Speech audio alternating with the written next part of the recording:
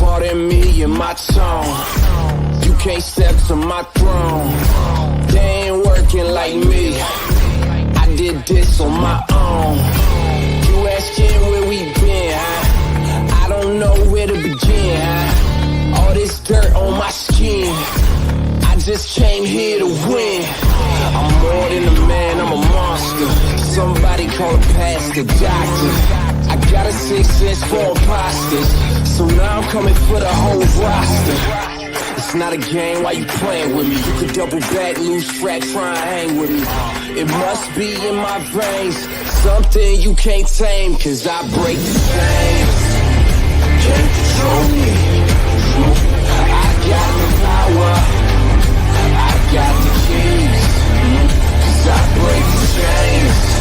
They try to hold me, I'ma push back, just wait and you'll see.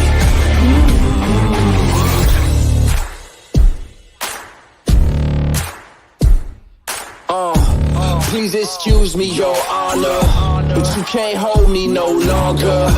Can't you feel the vibrations? I broke out and left traces. Go ahead, try catch me if you can, man. You'll be looking all night, I'm the Sandman. New York, London to Japan. I'ma show the whole world who I am. Boom, boom, boom. Major look. Once again, thanks for tuning in. You're listening to World Combat Sports. What's good, everyone? Salute. And once again, hold on for a second. Once again, what is up with this? What's good, everyone? Salute to each and every one that reached out. You know, this has been giving a shout out to a brother. You know, it's been a minute, a good long minute. You know what I'm saying? Had some stuff to take care of in between time. But like I said before, boxing is always going to be what it is. It's always going to be some scandal, some controversy. It's going to be some excitement in the process. But we just need to stay consistent with that, you know, excitement and potentially the best fighting the best. And then we'll be happy campers, right? We'll be all happy. But that's just not the case.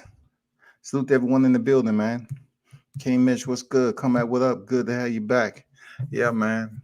I'm able to settle back down right now, man, you know, in between time. But for those of you in the building, man, big salute to you. Always appreciate your support. If you're in the building, I shouldn't have to tell you. You know what I'm saying? Hit the like button. Sub to the channel. You know, pass the word. I got to get back in my groove a little bit. You know, it's been so many topics, but I look, to be honest with you, I don't feel like I missed too much, you know, when it comes to boxing, because we had so much disappointment, you know, with the Fury Wilder fight, and then with the Errol Spence situation that happened with him having an injury and everything else. It just seems like, you know, it wasn't any big fights to talk about. You know what I'm saying? So we hope and pray that October materialize, and we're going to get to that a little bit later. But let's talk about the news at hand. Oscar Valdez, who I like Oscar Valdez. You know, I talked to him several times on deck. Tough dude, you know what I'm saying? Good dude. People probably remember him fighting with a broken jaw. You know what I'm saying? Jade in the building. What's good? That's why they made Lion Ryan claim insanity, broke the clenbuterol rules. Hey, man, I'm telling you, they paired affiliates, man. They paired affiliates. But Oscar Valdez, man, he's cool people. But Oscar, you know, they have to stop making up these excuses for these Mexican fighters. Because once again, I will reiterate, black fighters don't get the pass. We don't get the therapeutic exemption like they give over there across the pond. You know what I'm saying? You have Canelo that tested, you know, check the box. Oscar, check the box. We don't know what's going on with Ryan. Ryan freaking aborted mission, fled the scene, and claimed mental health. And then when stuff died down, he returned back to the sport, man. You know what I'm saying?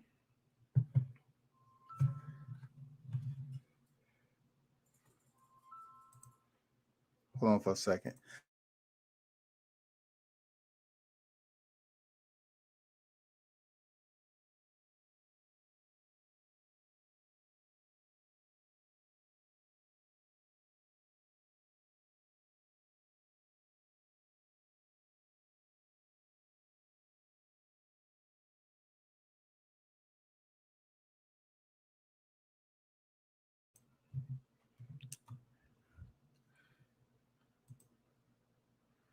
Volts UK, what's good? Say, welcome back. Where you been, bro? I've been around, up and down. You know what I'm saying? I've been around. Salute fam, been a minute. Yes, man. We're about to get back cooking. You know, hey, it's all good. Like I said before, the same shit that I left is pretty much what happened, but it was just amped up a little bit more.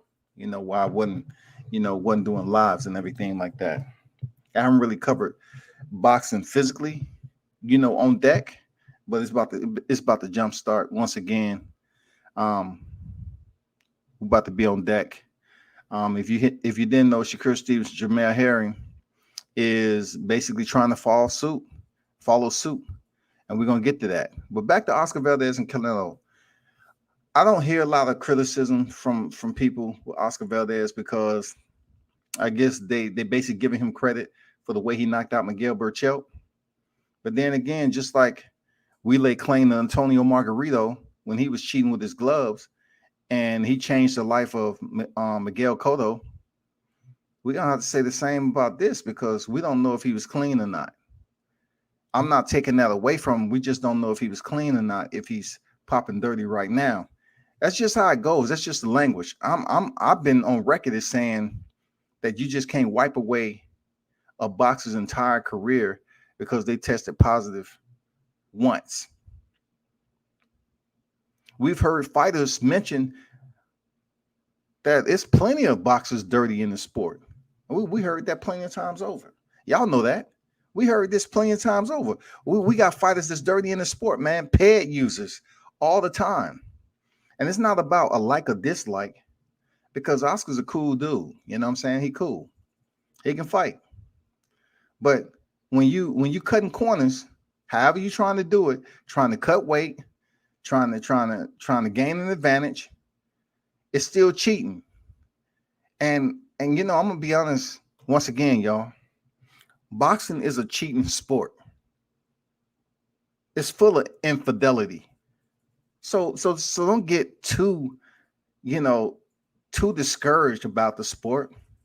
I mean, we can just go back to Maestre and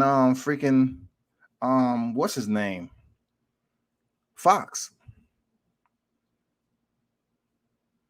Boxing has always been full of scandal and suspense and cheating and everything. That's why I'm not going to go hard on Oscar Valdez because he's affiliated on a team that a lot of people in this sport know that cheats.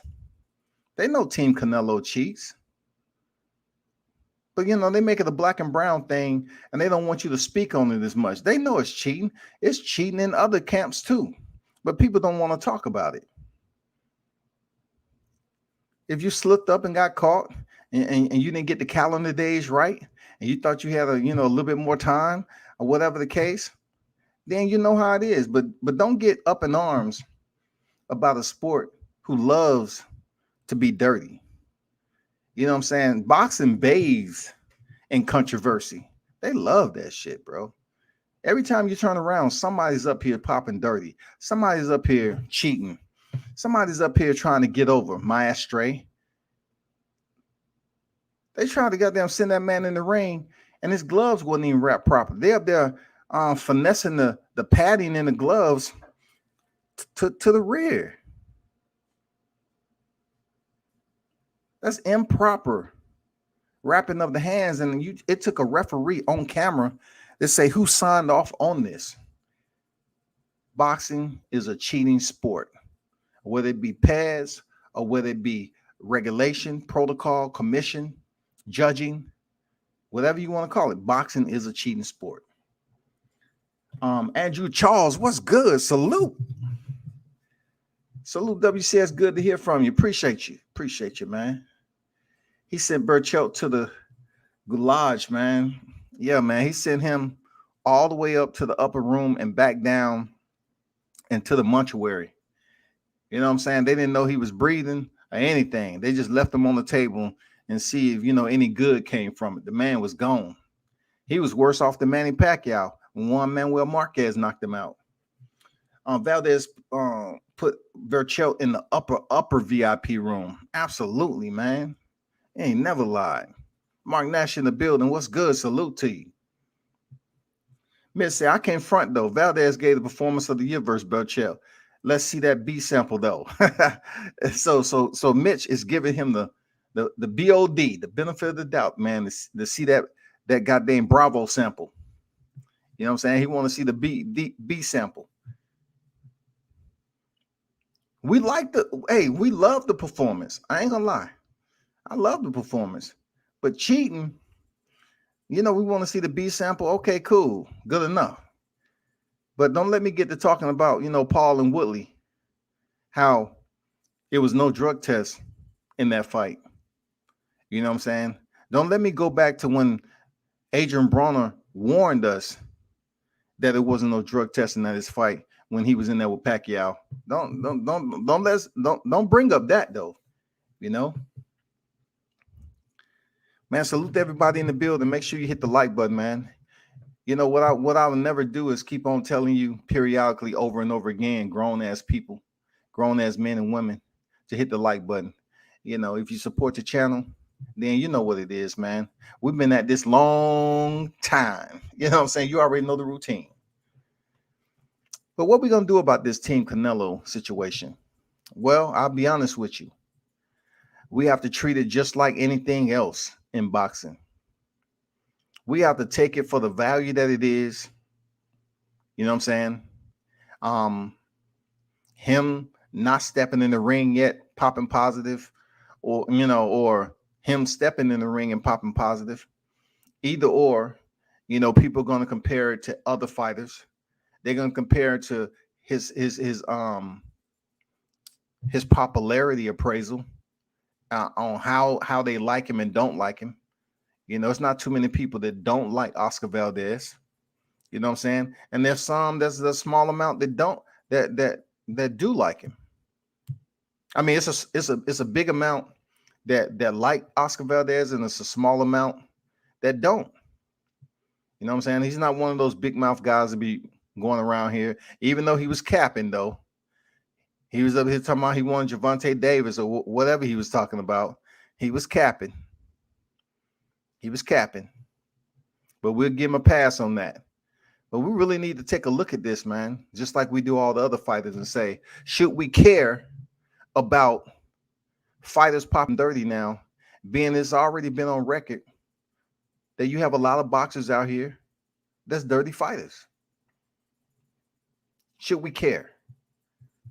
I think we should always care, but we should just keep the same energy across the board. Be consistent with calling out the fighters. If that fighter is one of your favorite fighters, we still have to provide criticism for that fighter and let the listening audience know that we're being consistent and not, biased in a sense, just because that's our favorite fighter. B sample seldom comes back differently. Well, sometimes they don't come back at all, aka Dillian White. Sometimes they just disappear. That B sample is that can pull a disappearing act in a minute. We don't know. It's according to how popular you are, how much money they're trying to make off you. You know what I'm saying? I really don't care about no B sample when it comes to Valdez. Really. If he pop positive, he pop. You know what I'm saying? He popped for a diuretic. You know what I'm saying? A diuretic does a multiple of variables, like depleting water, helping you lose weight when you're cutting and stuff like that. But if it's on the long list of banned substance, then we have to look at him as knowing that he was taking a diuretic, knowing that it was against the rules and regulations of boxing, knowing that he made the decision. All right. He made the decision to take it anyway.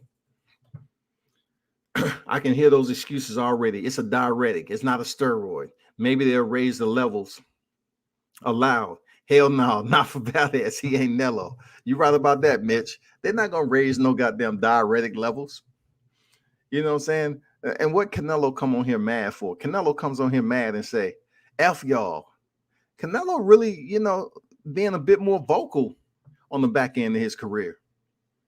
He's been cussing people out. He's been being a little bit theatrical and humorous, with the payday. I thought that shit was a little bit funny.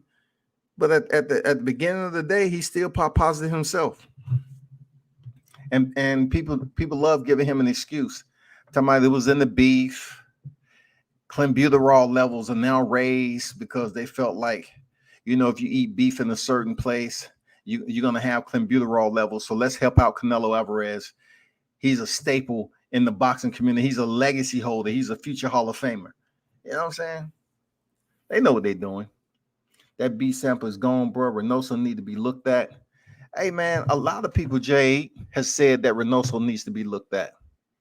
They've been saying that.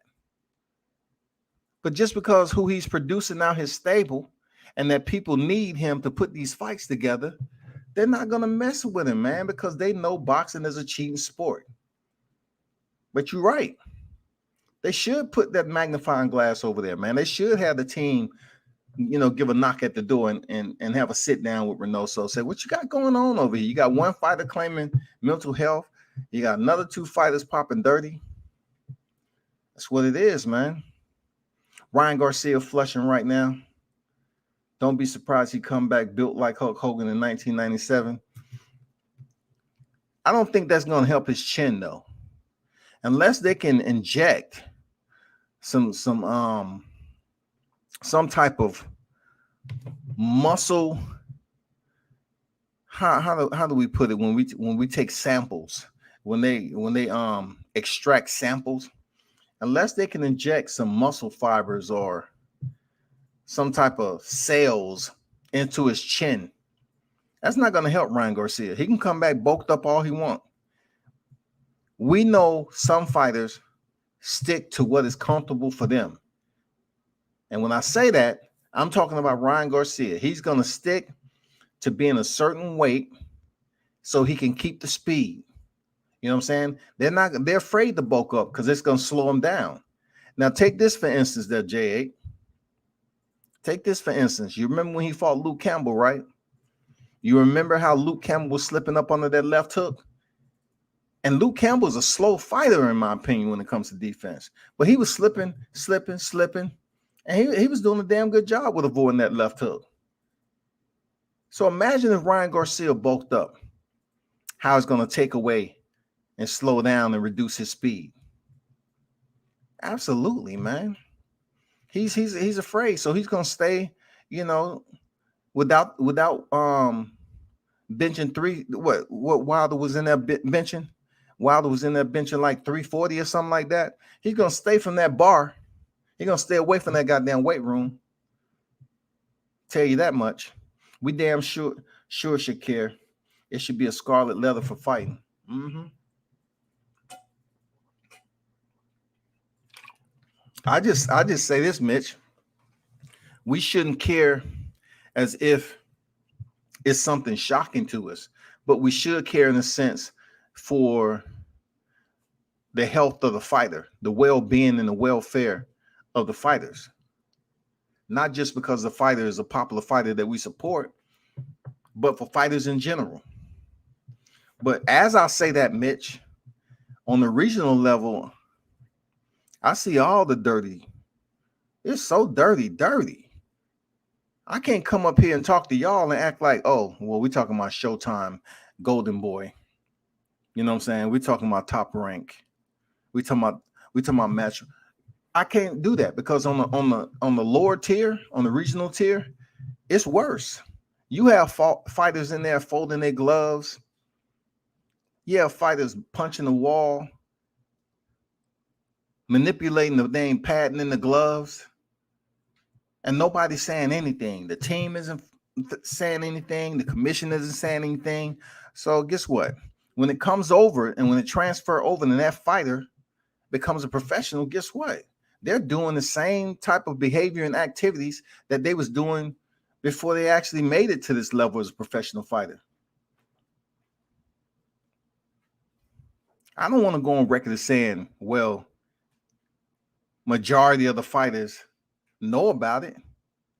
I mean, all the fighters know about it, but I can guarantee you probably majority of the fighters know about some type of cheating method that they did back in the amateurs and on the lower tier when they was trying to make it up to the big stage. Absolutely, man.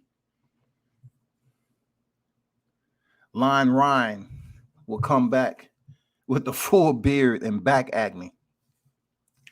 Hey, somebody tell me why Jake Paul, chin is so big. Tyrone Woodley called that. He said, why your jawline look like that? Why your chin looking like Jay Leno? You've been taking PEDs, bro. You and your brother Dane Logan. Y'all been taking PEDs. Shout out TJ Boxing and Sports. Salute at WCS. Salute to you, my brother. Appreciate everyone for pulling up today. Feels good to be back with the fam. It's been a long time. It felt like a long damn time, but you know what I'm saying. But it's something that had to be done. You know what I'm saying? So, you have to take care of some little business. That's all. We're about to get back to it, though. We're about to get back to it, shawty.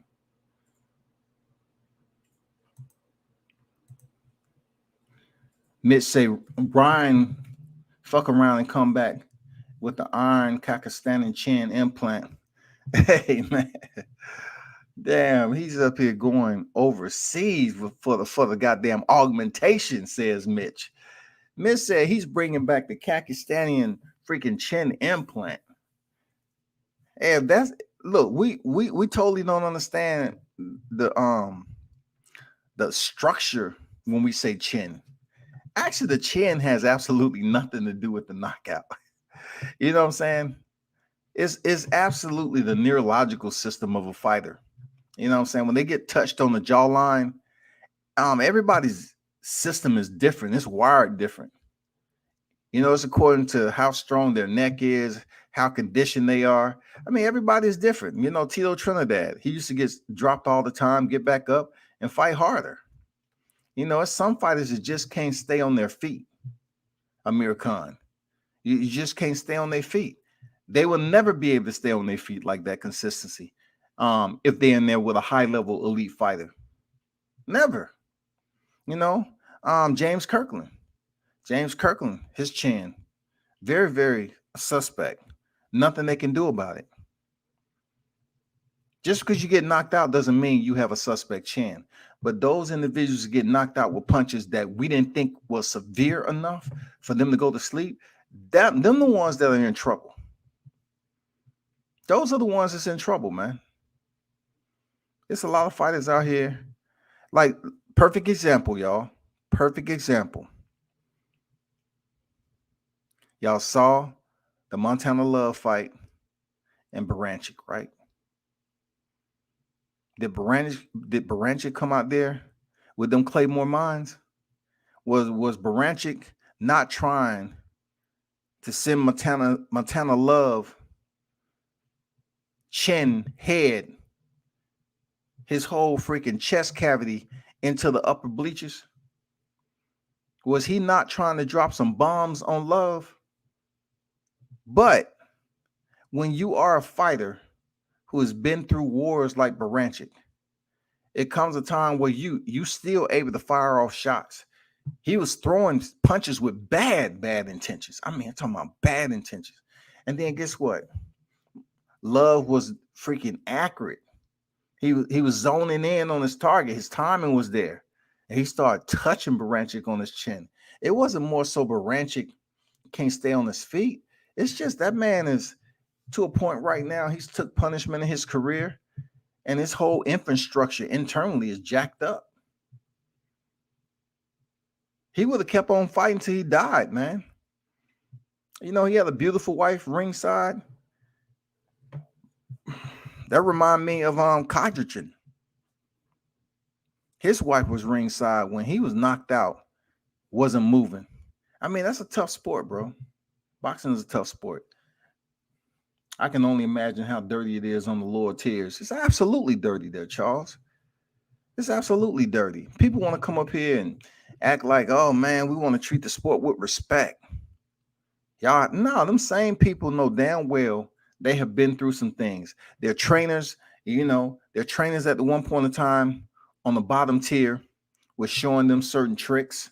Panama Lewis ain't the only one that was up here cheating and removing padding from gloves and doing all that, special sauce. You know what I'm saying? Then Freddie Roach coming to the gym and see Manny drinking a certain type of sauce and was told, don't worry about it. Boxing has been the cheat game for the longest period of time. Am I lying or not? Then Freddie Roach say he came in there and Manny was drinking some freaking different type of sauce.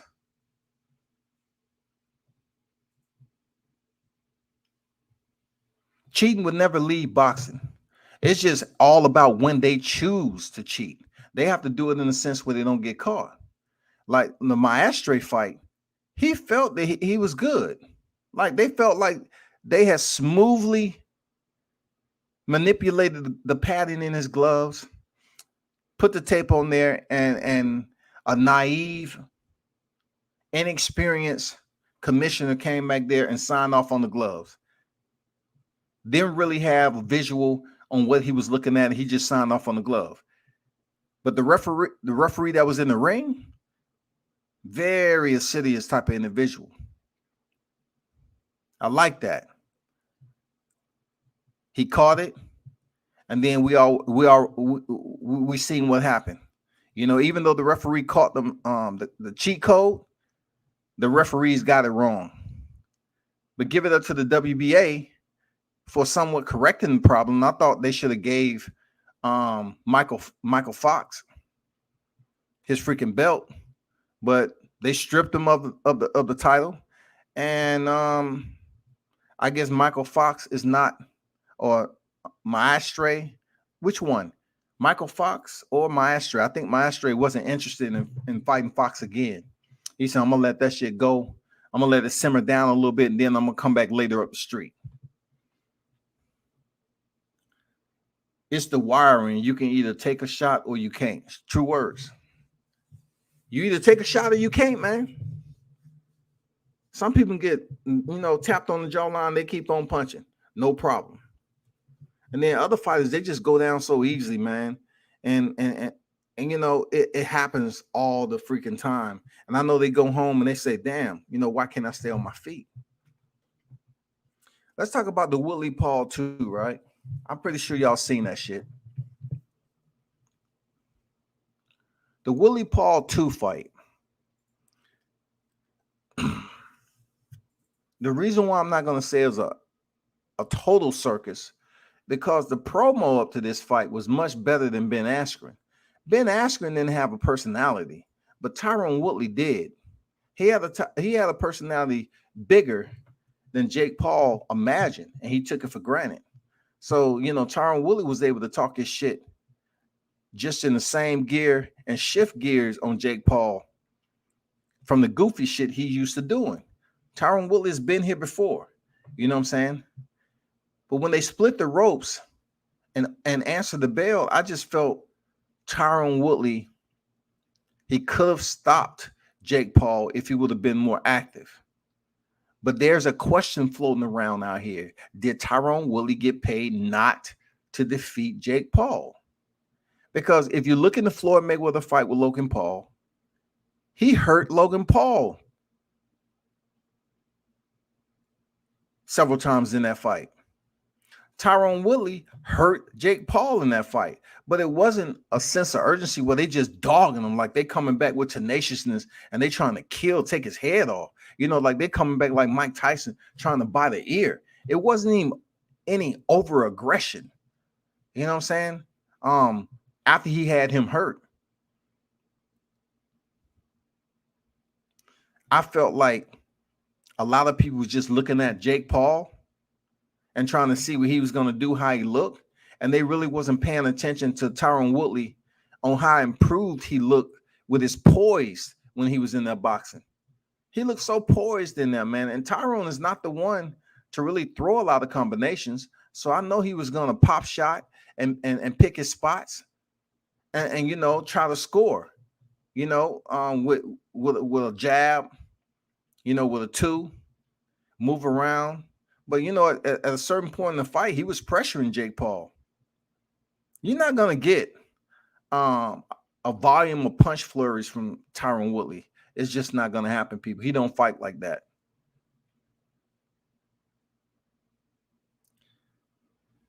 It's all about recognizing when you can get away with cheating. That's where experience come in at. Yep. And then also like this, there, Charles.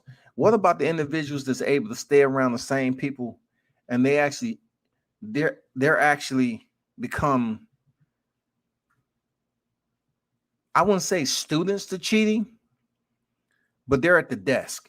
You know what I'm saying? What about those individuals that stay close to those trainers, coaches, or whatever, that continue to teach them little small shortcuts on how to cheat in boxing? They're out there now. Don't think they're not. They're out there. Pac-Man training Dubois is a fucking bomb. Oh shit.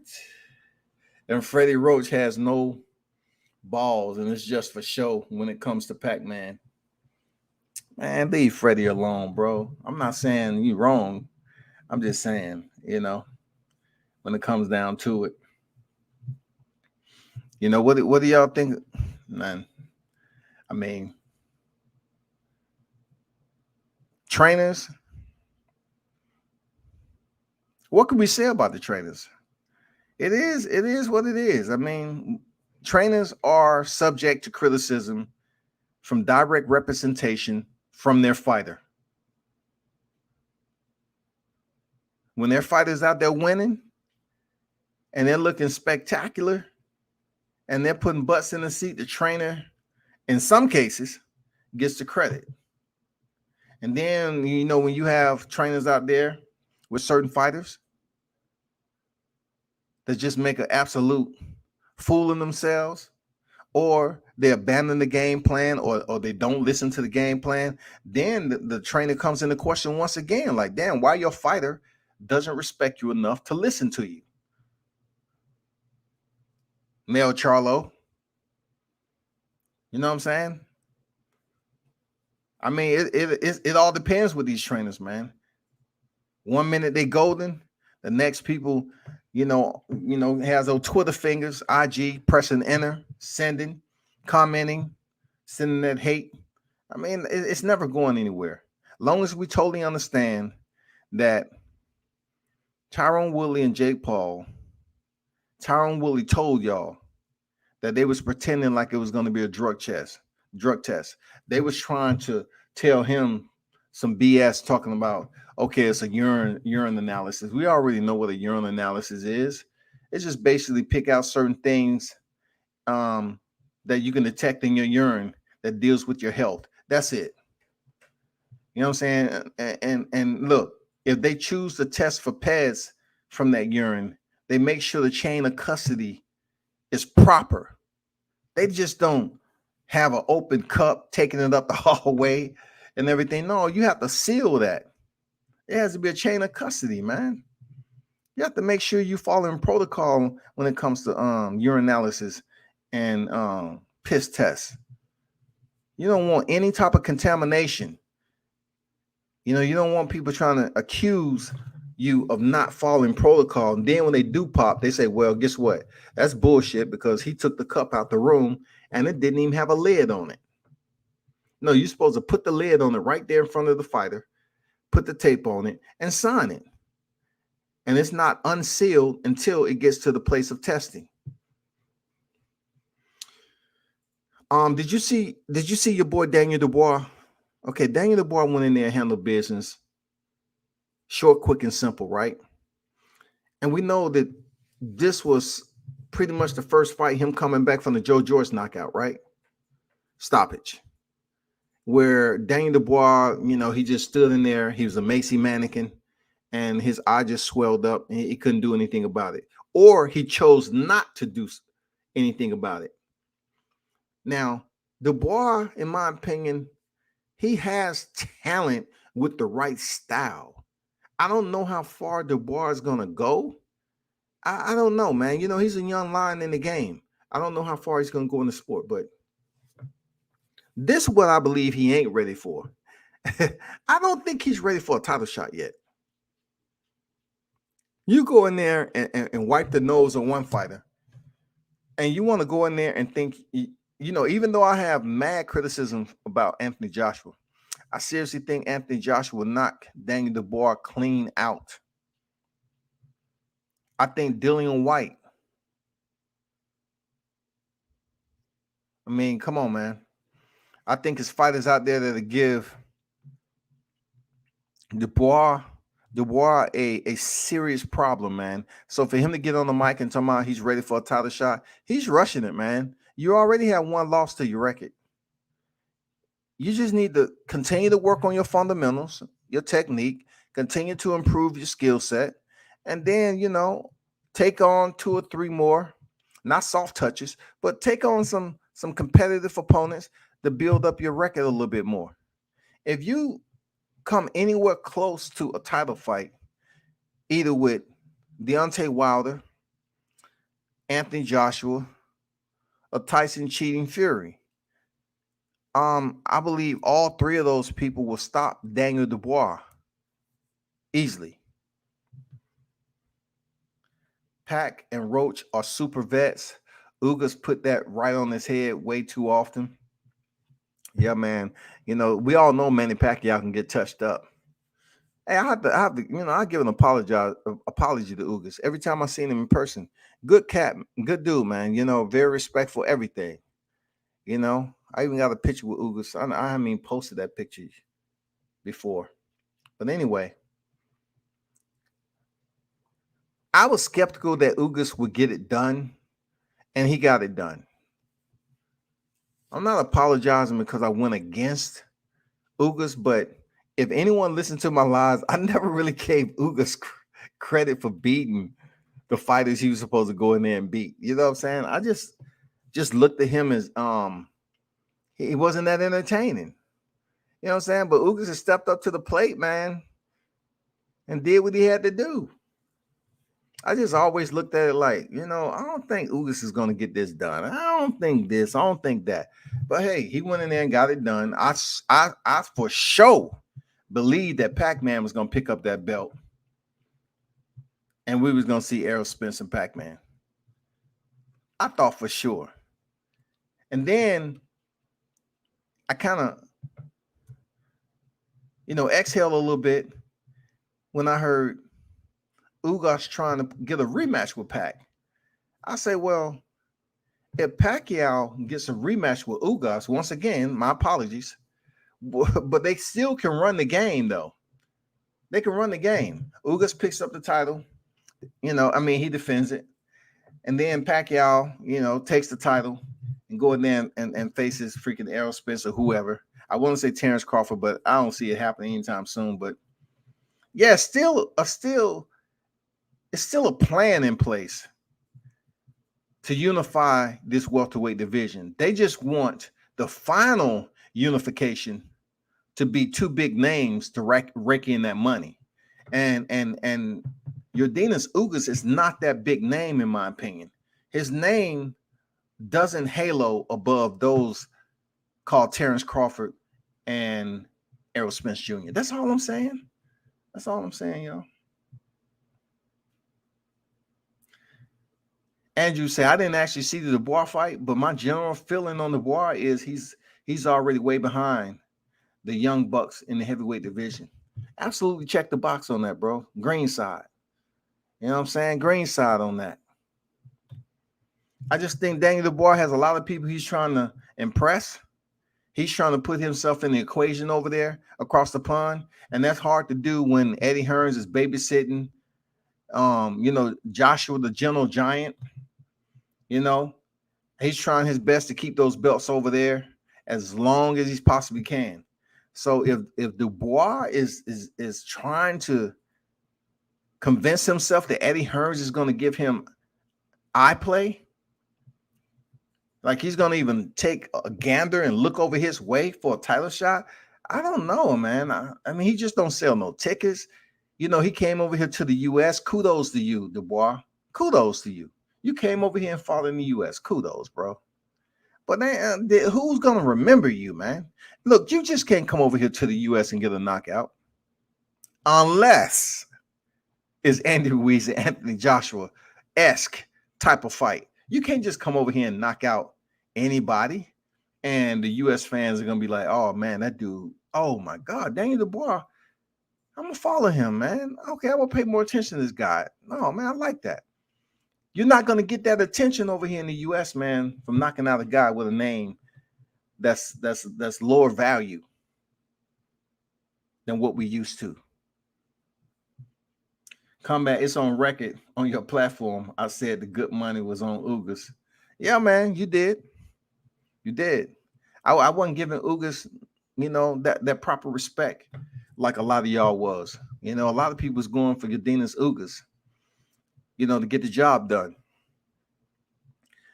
It wasn't, I wouldn't say I was rooting against Ugas. I just didn't root for him when it was up to me to select who I thought would win. I seen his fights before, and he really stood out in the Sean Porter fight. I was liking it. You know what I'm saying? I say, Ugas, okay, he showed up. Or did Sean Porter just play around with his food a little bit and fight to the level of his opposition? I'm serious, because you know well as I do, Sean Porter did not amp up his aggressiveness against Yordenis Ugas like he's done in previous, like Keith Thurman, Errol Spence. Come on, man. Adrian Granados. You seen freaking Sean Porter, man. You seen that dog. Did he give you that dog when he fought Yordenis Ugas? Absolutely not. He just played around with his food a little bit, went the distance, and was ready for the next fight. That's all that was. That's all. He was getting ready for the Errol Spence fight. That's all.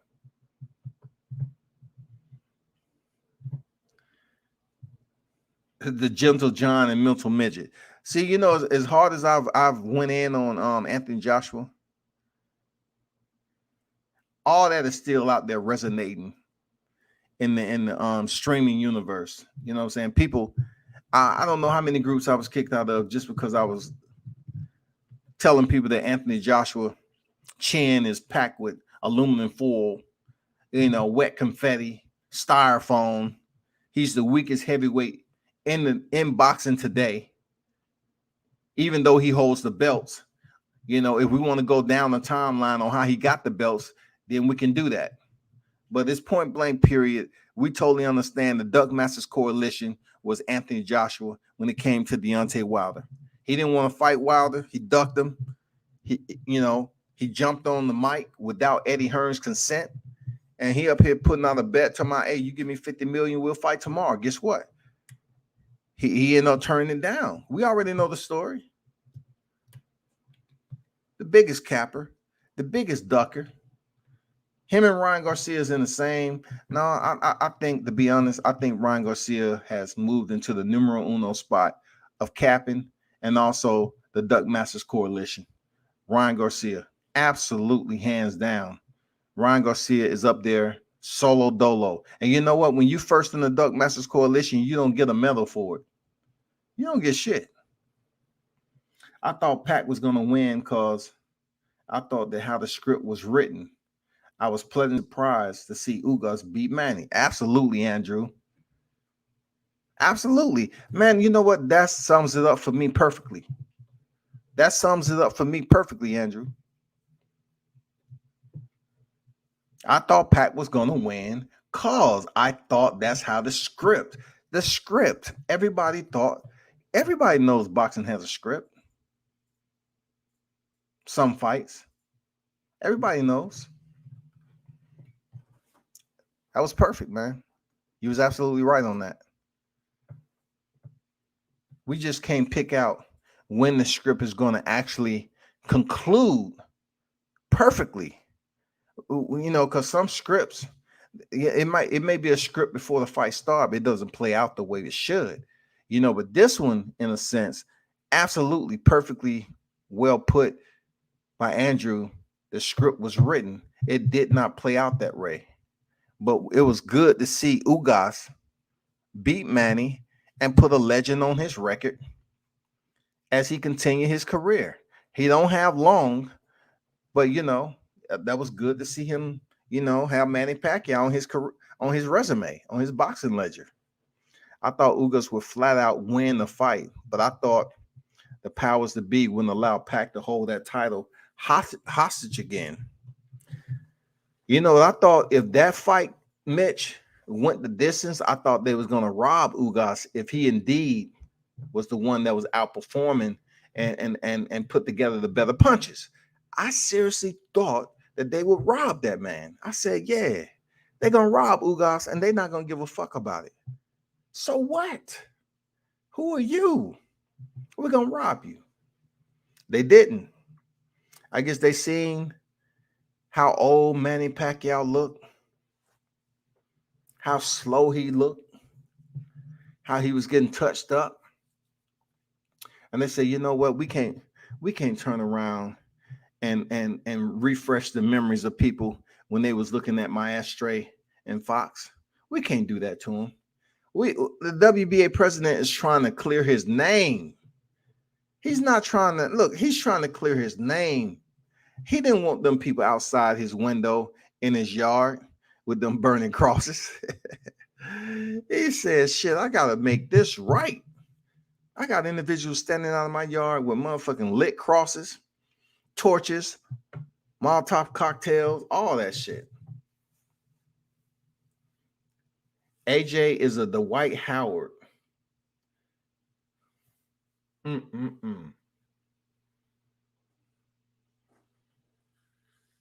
See, the one thing I say about Anthony Joshua is that he totally understands his comfort zone and his perimeter protection, Mitch. Anthony Joshua is totally understanding his perimeter protection. And right now is stand over across the pond and Eddie Hearns. That's his protection. Even though Eddie Hearns may be getting 35, 40% of his pay, even 50, he's going to stay over there because at the end of the day, when his career is over, right now, he would be considered a two-time unified heavyweight world champion. Now, he will also go down with criticism as to the fighters that he never fought. If he never fights Deontay Wilder, they will always say that at this time, Deontay Wilder was at his most dangerous in his career. And it would have been extremely crucial for Anthony Joshua to even step in the ring with him. And then you get Tyson Fury. Can Anthony Joshua be as smart as an awkward, eccentric Tyson Fury? Is it possible for him to have a ring IQ like that to go in there and fight one of these eccentric cheaters like Tyson Fury? Does he have enough in the toolbox, not only to delegate offense, but all the defense shit he has to defend against, all the dirty tactics? We don't know, man. We don't know. But what we do understand, everyone, is that he's knocked out Dillian White. He's knocked out Kubrat Pulev, Alexander Povetkin. He has some knockouts. Dominique Brazil. He has some knockouts on his resume. Absolutely. You know, that's AJ. And you know, I think this is my second time this year so far even mentioning AJ. For real, y'all. I think this is only like the second, might have been the third time mentioning AJ. It just don't come across my verbal timeline for me to speak on him. Shout out to Team Bomb Squad. You know what I'm saying? I believe Deontay Wilder, in all seriousness, is an ambassador to boxing. I think for a fighter who doesn't evolve himself around controversy, we can sit up here and say, yeah, he said he wanted, the bronze bomber wanted to catch a body and all that hoopla that went down. But you gotta look at him being clean, the lack of controversy that's eludes him. We're not talking about him showing up to a press conference and doing something as innocent as not talking. The man chose to be silent and have his trainer, Malik Scott, be a mouthpiece for him. What is wrong with that? What is wrong with that? I think it was brilliant because that was much of what the media was talking about. They was talking about Deontay Wilder not saying anything, him having headphones on. And then they try to like poke the bear a little bit and ask him a question, and he's bobbing his head to the music that's in the headphones. So you wasn't going to get him to break character. He was there to say F everybody. I'm focused. I'm dialed in for this fight. I don't have anything else to say. Let's get it. Let's get it. And I appreciated that because I was one of the ones who always said he shouldn't give his fans that anymore. Be so forthcoming and approachable, because when it comes down to it, then what? You get slapped in the face. People don't appreciate or respect you the way you think. You're saying, you know what? I'm the people's champ. I'm out here giving the fans interviews, pictures. I'm giving them Bomb Squad, classic Bomb Squad. I'm giving them to this day. I'm giving them all those one-liners so they can take and put it in their history catalog.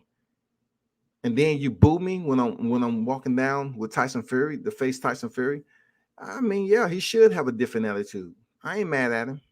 But be an ambassador for the sport. Continue to be clean there, Deontay. Continue to represent, going in there, want to have rematches with the elite fighters in the sport. Man, continue to do you, man. I appreciate that. Continue to represent with good integrity, character, and, stay clean.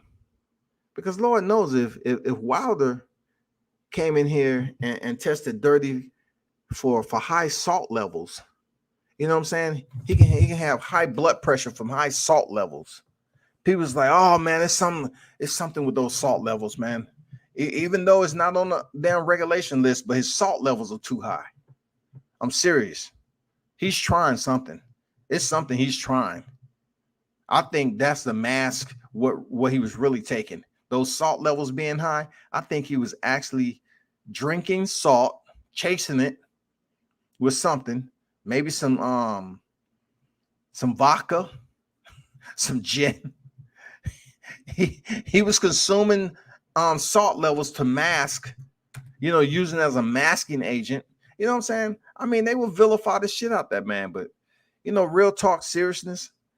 For boxing being such a dirty, dirty sport, I salute the ones who are clean. I salute them, man, especially Wilder, because he don't get that respect for being a people's champ the way he does. You know what I'm saying? Being a top tier figure head in the sport.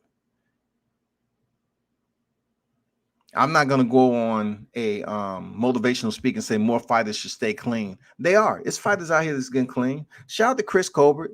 Even though I think he's an asshole, man, he's going to get his title shot now. Tank Davis is vacating. He's going to get his title shot. Anyway, enough on that.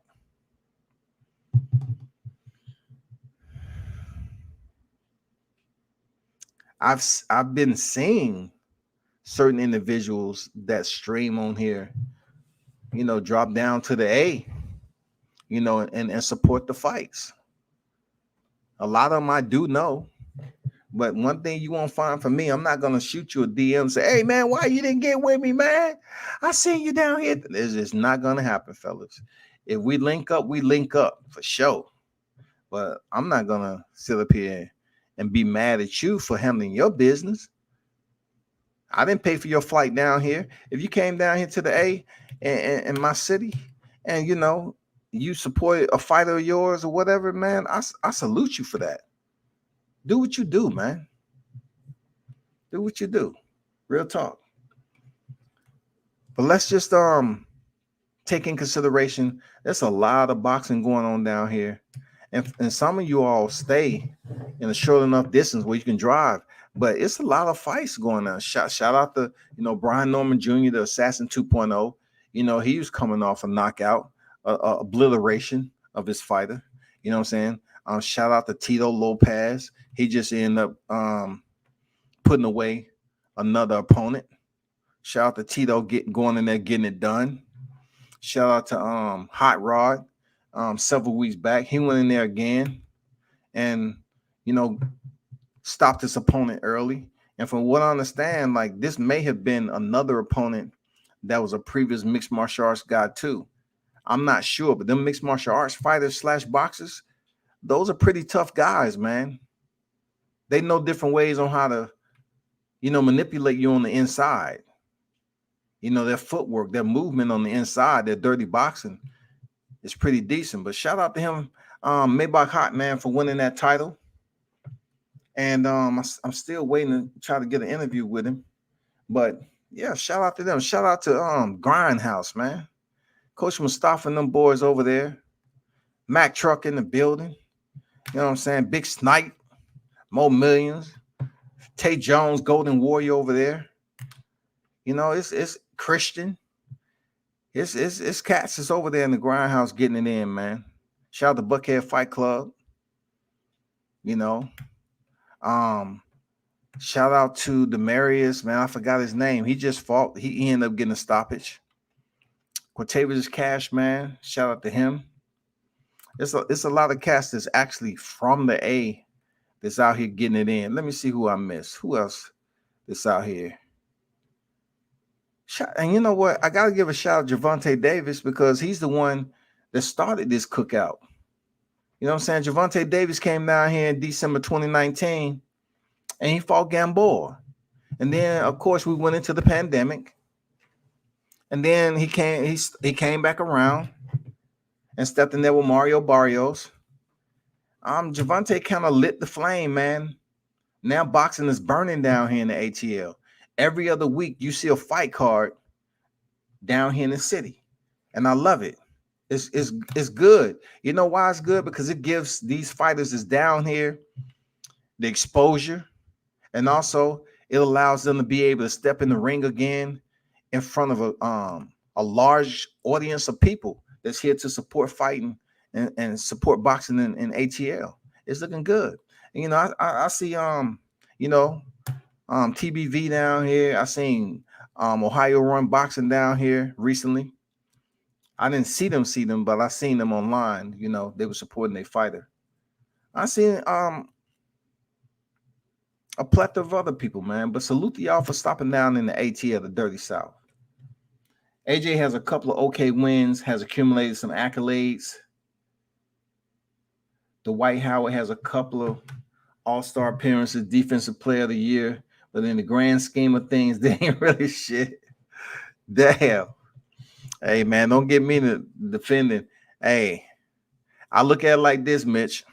I partially disagree because the best thing I ever enjoyed about Dwight Howard was a slam dunk contest. For real. I thought he was lazy, in his play. I thought he was lazy as a b-ball player.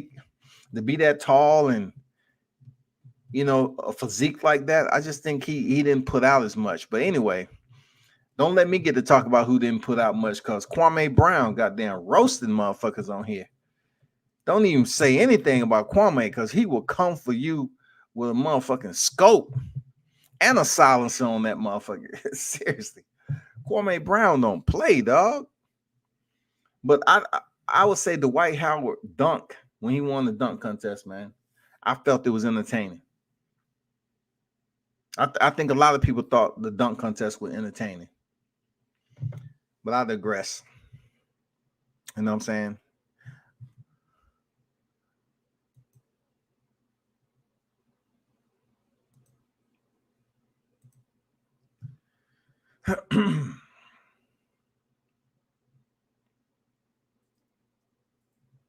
Y'all be on the lookout for my boy Zerto.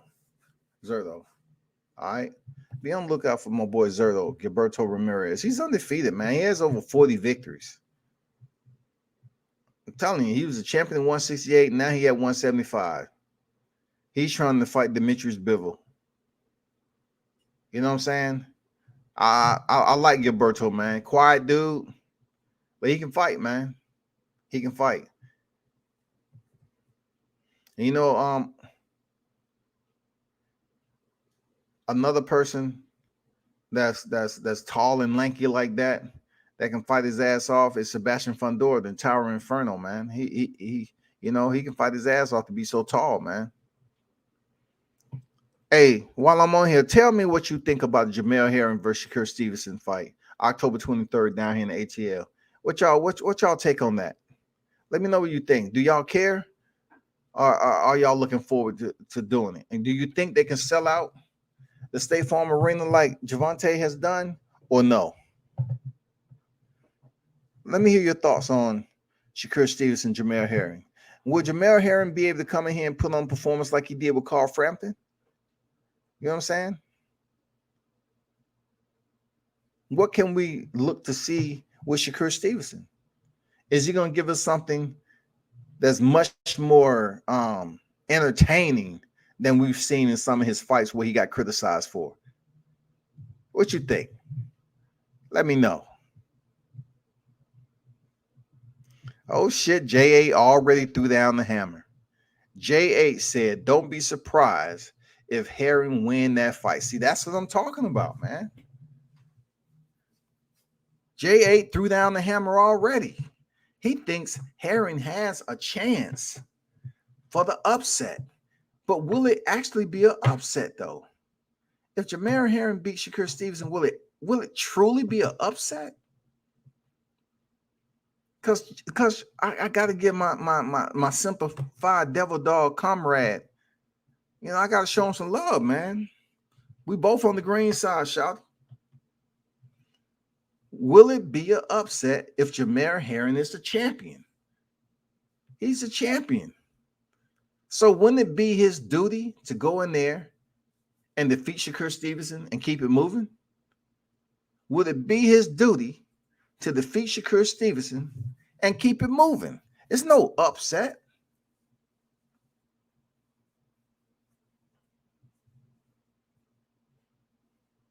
When I heard Shakur complaining over that mouse under his eye, I don't know.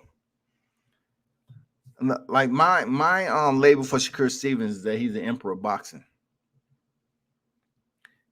And that's a whole nother live on why I believe that for Shakur Stevenson. I believe his ring IQ as a fighter, his motivation coming in second, you know, earning the silver medal the way he did. He felt probably he didn't do enough to win that fight. I don't know, but he might have a whole different, he has had a whole entirely different mindset as a professional boxer. And I do respect it and appreciate it. And plus, I had the opportunity to cover him up in his backyard, man, at Boylan Street Recreation Center. Shout out to Boylan Street Recreation Center. I appreciate the hospitality up there. Shout out to dang, I can't believe I forgot his boy name. Dang. But it was up there, you know, the mayor was up there at the time. Shout out to Joshua Greer Jr. Don't blink. Good dude. They was both out there in the community talking to the kids. But I don't know, Jamel Herring beating Shakur Stevenson wouldn't be an upset. Herring's the champion. He's defended his title. He's proven he's official. I don't think it'll be an upset. I think Shakur Stevenson beating Herring will be an upset.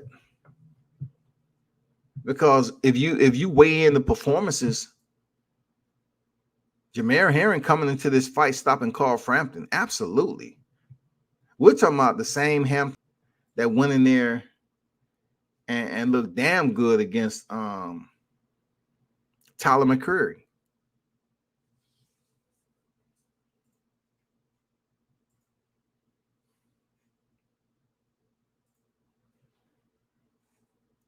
Herring gave me hope when his last performance, All-Star Weekend, right up the White's alley. Nothing serious, all clown shit. He was entertaining for a center, though. Yeah, man. He did a damn good job entertaining, too. But you're right. That's the White Howard shit, goofy shit. That's what he does, the goofy shit, man. Herring ain't sweet. If he actually shows up, he can beat Shakur. That's what I see. That's what I hear people. I hear people talking. The old bull versus the young buck. Yes, sir. Who do y'all have? I got Jay saying, "Hey, don't be surprised. You know, Herring may have the upset." I think Mitch is going for Herring. You know what I'm saying? Um, Bomac been planning for him. Yeah, I mean, also Shakur Stevens has been in the stable of Bomac. They know Shakur Stevenson very, very well, man. So once again, like Andrew said earlier, is it a script? Is this the passing of the torch? Is Jamar Herring about to step off into retirement? And I seriously doubt he's going to get knocked out. I seriously doubt Jamar Herring is going to be in any type of trouble where he gets knocked out. No, not for Shakur Stevenson. I just think, as we've seen Stevenson in the past, he'll go in there and put away some rounds and potentially win by decision. But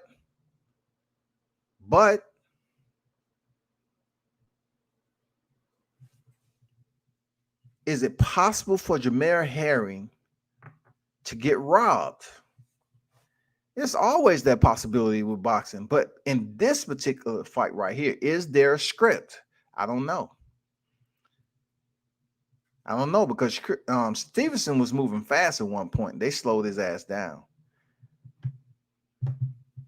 I don't know, man. I'm stuck in between picking the winner for this fight. You know, real dog. Because I don't want to be biased, because that's my Marine comrade. But I got mad respect for Shakur Stevenson, though, and his boxing discipline, for real. Can Shakur win a dogfight? Is the question. Yeah, can he win a dogfight against Herring, who proved that he can be in a dogfight? I think Stevenson can fare well in a dogfight with Herring. It's going to be all about if Herring can shock Stevenson and touch him on the jawline or the chin, and let's see what happened from there. Does Herring have what it takes to break him down like he did Frampton? It will be, man, like that shit right there. Jamar Herring might want to reconsider retiring, because he's going to get a whole nother payday if he beats Stevenson. Seriously. They're going to come a knocking. They're going to say, you know what, Herring, you keep on pulling off these damn wins, and they're exciting. Now we about to pay you. And Herring's going to be like, I was thinking about retiring, but okay, you want to put some more money in my bank account? Cool. Shakur thinks he has the upper hand. He probably done well in sparring against Herring a few times. I wouldn't be surprised at all if Herring wins. Shakur ain't no washed up, puny ass Frampton, though. You're right. I agree. He's not a washed up Frampton. He's not. Two different fighting styles, though. He's not. But we'll see what's popping. We'll see how it all goes down, man. It's I respect the fact they're coming down here to the State Farm Arena to try to get that money. You know what I'm saying? They're coming down here to the end of the year to try to get this money. They want to get this money down here in the city. They don't have to worry about the mask situation and COVID and all this other stuff. Hey, man, I ain't mad at them. Come down here and get the bag, man. I think it's a 50-50 fight between Herring and Stevenson. Shakur would be a better favorite, slightly though. Great test and step up for Shakur Stevenson. I agree, there, Mitch. I agree with you, man. I agree. I really can't sit up here and lean heavy on one side and say, yeah, that's who's gonna take it. I can't do it with them, but I'm happy that they're fighting one another, and I do look forward to it. I look forward to it, period. And I should be at that fight. I'm not even going to bring up Conor Ben and Granados. Bruce Goes in the building. What's good, Bruce? How you feeling tonight, man? Appreciate you pulling up. Shout out to Bruce Goes on deck. I think Shakur knows he's better right now. Shit is different with 8-ounce gloves under the lights. Okay, bitch, how different is 8-ounce gloves under the lights? Under the lights or on top of the lights. I think it's all about who's delivering those punches. Seriously. Because that's all Shakur Stevenson pretty much understands, right? I mean, hey, it's gonna be a nice one. I don't want to mention Landy Lara vacating. I don't want people to fall totally asleep. You know what I'm saying? I don't want to really talk about, Katie Taylor fight. But I want to give a shout out to Amanda Serrano. Her fight did look damn good, and she put the brakes on that girl. For real. Shout out to Amanda Serrano, man. Outstanding. Now, of course, I have to talk about Devin Haney potentially, whatever comes from Rolly Romero, okay? Yes, I want to see that fight. Because when you call a man the chinniest boxer and there is the biggest bitch in boxing, you gotta step up and you gotta handle that fair one. I know Devin Haney has said stuff, but nothing to the extent like Rolly Romero disrespect. And it may be in a sense of taking up for his boy Teofimo Lopez, but Teofimo, he can pretty much handle his own motherfucking battles. But I would definitely like to see Rolly in there with Devin and see how he handles the frustration. Listen to me when I tell you this. It kind of takes me to a reminder of Sugar Ray Robinson and Roberto Duran. Devin Haney has the technique and the skill to frustrate Rolly Romero. And like my boy Keon said, Keon just straight up called Rolly retarded. You know what I'm saying? So when basically what he was saying, when you get a retarded person, they just don't know how to stop taking punishment. If Devin Haney cannot seriously hurt Rolly Romero with a one-hitter quitter, he can absolutely frustrate him, break him down to the point where he's so far behind in the fight, his corner may stop it. Seriously. I'm seriously, man. Rolly doesn't have it all up there. He doesn't, bro. I think Devin Haney will give him such a motherfucking a master class, dog. It will look terrible. It will be so one-sided. Now, in boxing, there is an opportunity for Rolly Romero to catch Devin Haney on the chin. All right, because we all know Rolly Romero, he can be dirty. You know what I'm saying? That's what he likes. He can be dirty. And he tries to load up on every punch. So we'll see how that works out. Rolly Romero never abandons the plan. He wants to knock you out. But does he have the patience to catch up to Devin Haney if they ever was to square up? Because, I'm not going to lie, Devin Haney is fast. He has speed, technically inclined. You know what I'm saying? When it comes to the sweet signs. Rolly's corner may throw in the towel if he isn't able to do anything by round 10. I'm serious. I mean, if he's getting popped and just danced around and there's no way for him to win except a knockout, I'm pretty sure Devin Haney is not going to place himself in a predicament as he did against Jorge Linares and say, you know what, let me prove a point by standing there to the final bell. Not with Rolly Romero. Rolly is that guy who will continue to fight and pull the pin on the grenade all the way to the final bell. Guarantee you that. Aaron Jones, what's good? Say, well, what's up, WCS? What's good, man? Rolly will get DQ'd before he gets KO. Good point. I didn't even mention Rolly getting DQ'd. Now, Rolly will get DQ'd if he feels that the fight is becoming an embarrassment for him. I totally believe a guy like Rolly Romero would start throwing elbows or maybe landing some down south punches. You know what I'm saying? Them 6 o'clock haymakers right to the cup. Yeah. That's Rolly style right there. Real talk. I believe that too, Bruce. You dead on with that. Expect at least one body slam from Rolly. Yeah, we seen that in his other fights. Good points, good points, good points. You're right, Andrew. He is known to throw his opponent to the ground, yeah, and look like nothing happened. Just look, he pretends as if he's in the doghouse and he's still under those same rules while he's on stage fighting. You know what I'm saying? In a sanctioned bout. That's how Rolly acts. But guess what? I'm not taking his toughness away from him. He is tough. He does stay consistent with trying to get the knockout. But with that one-dimensional type of mindset, when you get somebody, a technician like Devin Haney in there, man, this has to be, around about the Sugar Ray Leonard, Roberto Duran, man. No mas.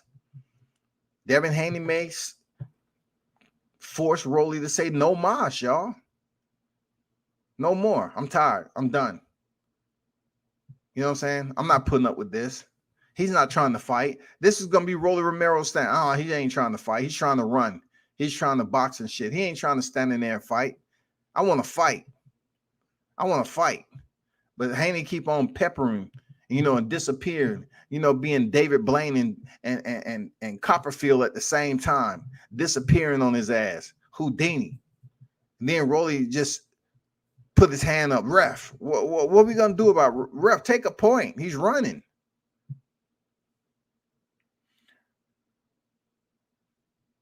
Rolly be talking like a kid that just discovered profanity. That should be funny hearing him talk. Like Keon said, man. He might be Riri. You know what I'm saying? He might be Riri. I don't know. Y'all like Rolly talking that shit. I think it's good for boxing. It's pretty basic. I think that, the good thing Rolly said in the interview that made sense and made it seem like he knew what was expected of him in boxing when he was in the interview and told him to look back on the wall. And it was Floyd saying a true champion adapts to anything. I thought right there that he was pretty, focused at that point to point that saying out and what it meant to him. I can give him that credit. But as far as all the dumb shit he do in the ring, never want to change up the fight plan, being extremely predictable. I mean, he clearly lost against Jackson Menriquez. And it doesn't matter who he came back in and knocked out. I mean, it's up to your team to match you up with somebody who has a pretty decent style for Rolly. But I'm going to tell you like this, Devin Haney is a bad style for Rolly Romero. For Devin Haney, Rolly Romero's power is bad for Devin Haney. Seriously. But if you want to take percentages, you know what I'm saying? We talking about 80-20, goddammit. 80% in my opinion, Devin Haney's style is just terrible for Rolly Romero. Just absolutely terrible. It is terrible. That shit is like psoriasis. For real, it's like having paper cuts, man. And you don't feel it until the breeze hit. Linares showed up in great shape. Rolly condition is not be on point like Linares. Haney should serve up some embarrassment. Rolly has puncher's chance, though. I guess kid lacks basic skills. True words, Mitch. True words. I honestly doubt Rolly versus Haney actually happened. Yeah, I'm just talking it up for conversation, though. I've been off the mic, man, been off the air for a minute. So, I seen it populating around here. I seen Devin Haney and Rolly Romero name populating outside of, the point that Rolly Romero was in his house and he was talking shit about him and his pops and all that other shit. But would we like to see that fight? I know for me, I would definitely like to see Rolly Romero, the friend of Teofimo Lopez, face Devin Haney. I truly believe it would be Sugar Ray Leonard, Roberto Duran. I believe Devin Haney can get a no mas if he absolutely embarrasses Rolly Romero. For real. This no mas in this era may be a bit different, though. You may not hear no mas from Rolly Romero, but it may get to a point where he's so embarrassed, he attempts to intentionally foul Devin Haney. And just like Bruce Gold said, gets him DQ. That's still a no mas because you actually tried any and everything to get yourself out the ring. You didn't want to say I quit, but yet you're gonna inflict the type of fouls that can get you removed from a bout and get you DQ. Yeah, that's Rolly. Honestly, that Rolly's versus Haney actually happens. Somebody needs to fight Haney. If it's going to be Rolly, then so be it. Yes, sir. Let's go. Somebody needs to fight it, man. Let's go. Somebody needs to fight Haney. And I want somebody with an O on their record. I want somebody with an O on their record that's considered the Fab Five in the lightweight division. Whether it be Teofimo Lopez, whether it be Ryan Garcia, somebody. I know. From my understanding, he's not going to get Vasil Lomachenko anytime soon. And from my understanding, Teofimo Lopez, whenever him and Gambosa's fight, he's supposed to step in there for a rematch with Vasil Lomachenko. So Rolly Romero, man, damn, punch that ticket, man. Get on the bus. Yeah, take that to the arena. Sign up for Devin Haney. I like it. But my people, it's been a pleasure. Once again, appreciate you tuning in. Those of you that's in the live chat, you know what I'm saying? Big salute to y'all for stopping in. When you saw the thumbnail up there, big salute. Absolutely appreciate everyone who pulled up tonight. Continue to support. I'm definitely going to try to start building up my airtime once again. Now that I'm a little bit settled in, so expect it. Drop in, get these topics up and everything. You know what I'm saying? Bruce Gold, salute to you too, man. Peace to you. Mitch, Andrew Charles in the building. Aaron pulled up J8. You know what I'm saying? All the people that pulled up Mark Nash and Votes UK, whoever that may be. Appreciate y'all pulling up. Salute. I'm out.